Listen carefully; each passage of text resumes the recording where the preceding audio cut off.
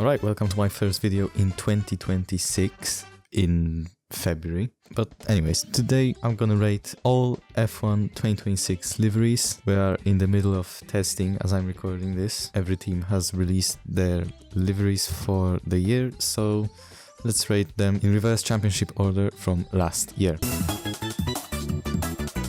And so we begin with Alpine. Now, I expected a lot more than they've produced. It's just the same as last year. There's nothing much to say about it, really, except that it's blue and pink. Nothing exciting about this livery, which basically explains the whole team. There's nothing exciting about it. So I'm putting it in meh. By the way, these are the categories. On to the new team on the grid. Well, kind of new. Audi. This is what they've shown us in December, I think. I thought nice colors. They are obviously going to play with it a bit, tweak some stuff, but instead they just put some stickers on it. It's not bad, but it could have been way better, way more creative, but I guess it's okay. I like the red. The silver is a bit too matte for me, if you know what I mean. If you look at the old McLarens, they are way nicer with basically the same color scheme. So I'm gonna have to put it in meh. Shout out to the 2023 livery, which they revealed their program with. And now we go to Haas. And oh my days, this thing is beautiful. I mean, it just screams Haas. It's white with a bit of red. Obviously, you've got the big GR branding because of their partnership with Gazoo Racing, Toyota, whatever it is. They changed the name. They've got quite a few sponsors, actually, which just wasn't the case like a few years ago. I like it. It's clean. It's nice. One thing though I didn't know about is that the driver numbers on the side of the car are not mandatory, which is a bit weird, but I think Haas are the only team on the grid that don't have the numbers on the side, which isn't a big deal. But anyways, it's really nice. I'm going to put it in beautiful. It's just like the name says, it's just beautiful. Nothing much more to say. On to the next one. Aston Martin.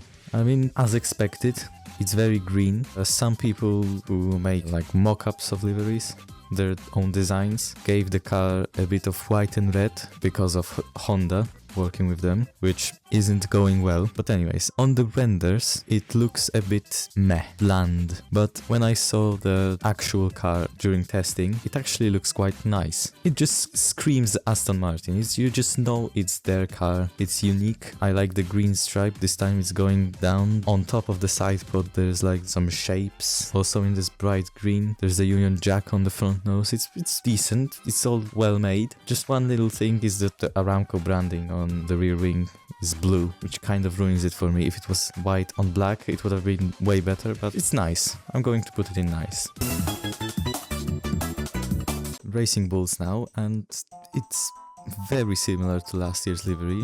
Not as much as the Alpine, because obviously you can see the car has a lot more black on it. Obviously we got these blue stripes separating the white and the black.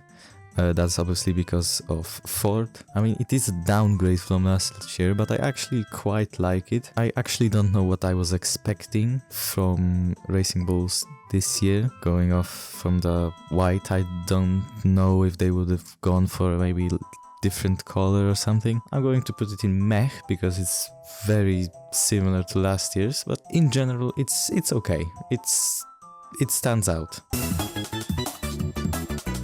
Alright, now our new team. Obviously they weren't in the championship, so I just put them in the middle. It's Cadillac. Now they've shown their livery during the Super Bowl, which I obviously didn't watch because it was at night and I just don't give a toss. So I didn't watch the whole clip, the ad, whatever it was. And thank goodness I didn't, because I just don't like it. I mean, it obviously stands out because it's different from both sides. One side is more white, one side is more black, but I just don't think Cadillac's colors are white and black. I mean, in endurance racing, they've got loads more color. I mean, their WEC car is blue, and I think one of them is yellow or something like that, but there is color. Whereas here, it's just black and white and maybe a bit of design at the back because of their logo. I mean, I just don't like it. It's going into disgusting, and unfortunately, I mean, maybe it will grow on me during the season. It probably won't, but it's not for me. It's not for me.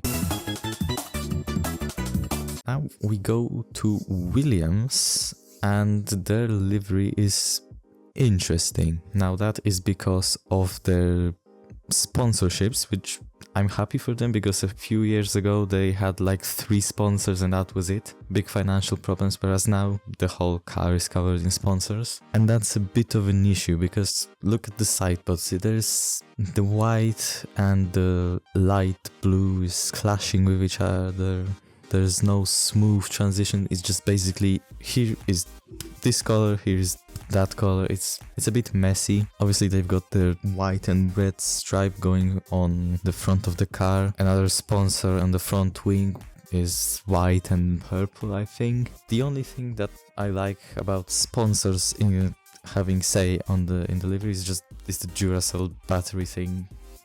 Where the air intake is. That's just nice. It screams Williams. Overall, I don't know, I think last year's livery was a bit better than that, so I'm going to put it in meh.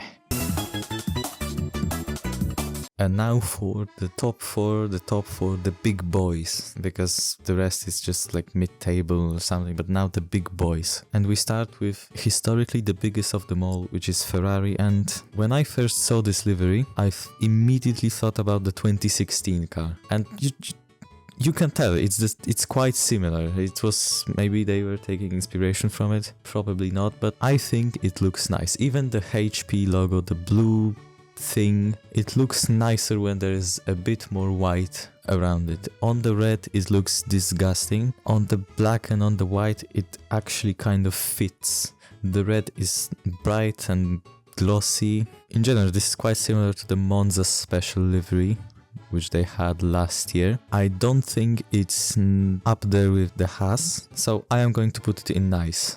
Also, this whole white thing gives some room for special liveries. For example, at Monza they could paint this thing yellow. There's room for improvement. Obviously they're probably going to change it up next year, but I like it. It's nice. It's just nice.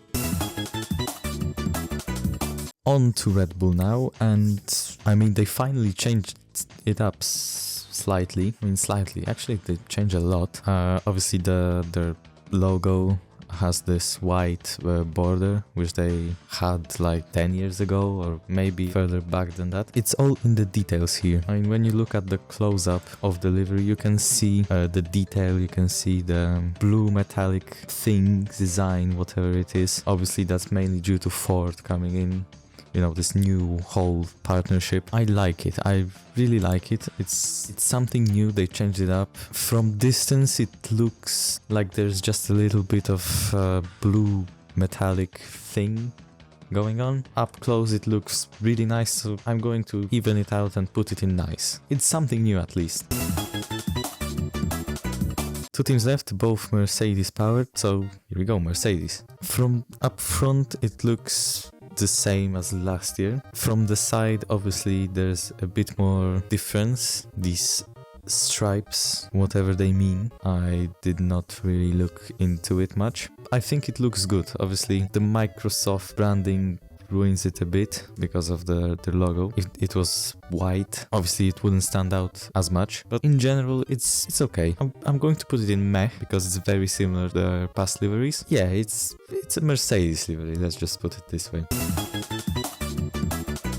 And our last team, McLaren. Now, I mean, it's the same as last year. I don't see much change. Obviously, the rims have changed, and I mean, there's not much to say really. Maybe there is a bit more of this papaya color. There's a weird green-blue color where the air intake is because of the sponsor. It's okay. It's a bit like the Mercedes. They've stuck with the design since like 2024 and it just is like that. I'm going to put it in meh, and that concludes my tier list. So Haas wins, and yeah, thank you for watching, thank you for listening to my yapping. If you listened through the whole video, make sure to subscribe, like, and see you in the next one.